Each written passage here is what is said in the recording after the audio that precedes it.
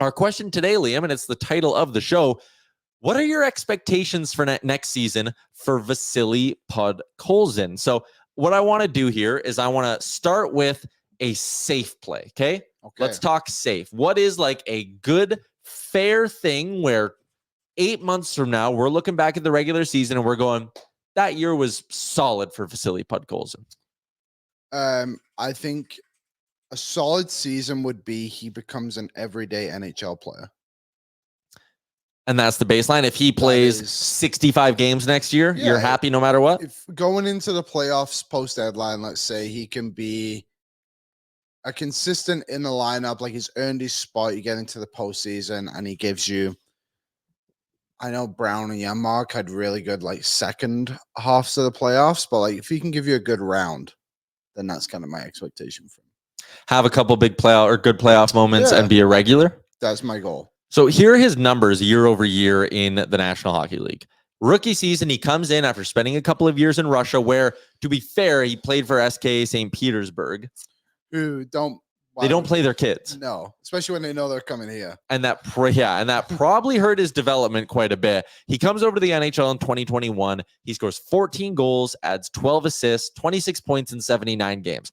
A solid rookie season. Yep, definitely. The next season, he splits it between Abbotsford and Vancouver. He only scores 4 goals in 39 games with the Canucks and actually only scores 7 in 28 with Abbotsford. So it wasn't like he was scoring at a 40-goal pace in the American League. Last season, he played 19 games with the Vancouver Canucks and did not score a goal. Down in Abbotsford, his numbers got slightly better as he scored 15 goals in 44 games. So roughly a goal every 3 games versus the year before it was just over a goal every 4 games or just under a goal every 4 games. So he did take a step forward last year in the American League, 15 goals, 13 assists, 28 points in 44 games, as you can see on the screen here. But the NHL production fell off a cliff. He has 2 years on a deal that have an even $1 million cap hit. And this isn't an ELC or anything. This is straight salary. There's no bonuses that can affect this. He's going to be a $1 million player for the next 2 years for the Edmonton Oilers. Also, another thing that is important, MB put it in, I expect he'll be sent to Bakersfield at a training camp. He is not waivers exempt anymore, which is another reason why the Canucks ended up making this deal, because they didn't want to risk losing him for nothing if they didn't think he was going to crack the roster out of training camp. The Oilers, with Dylan Holloway out and Evander Kane hurt, kind of said, we got a spot for him here on the wing. He's listed as a right winger, but he does shoot left. So my presumption would be he could play as a left winger. The Oilers have a spot for him. I think he makes this team out of camp. And I'll say my fair expectation for him is double-digit goals, everyday NHLer. Yeah. If he does that, and Quad's talked to us about his ability to kill penalties. We can touch on that in a second. But if he comes in and gives you, again, just 5-on-5 play, 10 5v5 goals, and bottom 6 minutes for 65 games, you probably look at that and go, decent deal to make. You're not upset with the trade if that's the result. No, I was going to say, you asked me about my expectations. I think my high standard is he hits 10 goals. If he can give us a Klim Kostin year, then I think we'd all be pretty happy with that too. And, we talked about, will he make the team? Won't he make the team? What one thing that could benefit the Oilers is 2 things to it in a weird way. One, he hits the ground running and you have a $1 million forward that's playing really well. 2, you have a £1 million forward that couldn't hit a barn door and you can put through waivers. Yep. And the whole cap hit goes down. Yeah. So it doesn't it matter for them it matters to them, but like kind of beneficial either way for them in a way you could say, depending on how he starts the season. So I think it's a good gamble. Is he Dylan Holloway? Not a chance yet, but I think he has the potential, like we've heard about his physicality and what he's like on the forecheck. Like, when he was playing for Russia in like those U18 tournaments before his draft year and like World Juniors too, like he was unreal. He was our best player.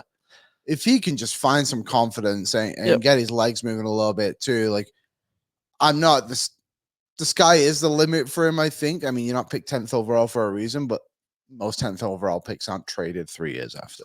100%. Let's get to a couple of comments here. Mulick, he's produced more than Holloway, and that's correct. His best season to this point is better than Holloway's best season. Little older, but still. Yeah, but it's not the same. Yep. Jason in Canucks fan here. I don't think Vancouver gave him enough time in the top 6. Kid works hard, has a great attitude. I don't think there's a top 6 spot for him in Edmonton either, but I'll say the expectations now are different, where we're expecting him, again, 10 to 12 goals will be a solid season for Vasily Podkolzin.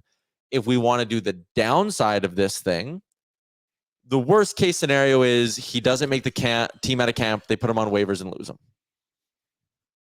Pretty simple worst case scenario. Yeah. There also is another kind of worst case scenario where it would be more of like they put him on waivers. He goes down to Bakersfield. He struggles in Bakersfield and just goes back to Russia. Yeah. That is another possibility with this. I don't think the Canucks would have traded him to Edmonton if there was a market for him. Yeah. So I don't think he would get claimed if they put him through. Team runs into injuries. Maybe obviously circumstantial, but like, I mean, we all thought Raphael Lavoie was untouched. Yeah. The next great thing, and he made it through twice. Yep. Mulick, I just need him to be a 13th player for this team. Maynard, Canucks claim him. LOL, which would be kind of funny. Maybe. That would be good. I just go, thank you. That was the plan all along. I'm taking him right back. What's up, Nation citizens? If you like that video, then you need to be subscribed to the Oilers Nation YouTube. Podcasts, live shows, exclusive interviews, and analysis. Everything you need from your favorite voices at Oilers Nation. And you don't want to miss any of it, so hammer that subscribe button.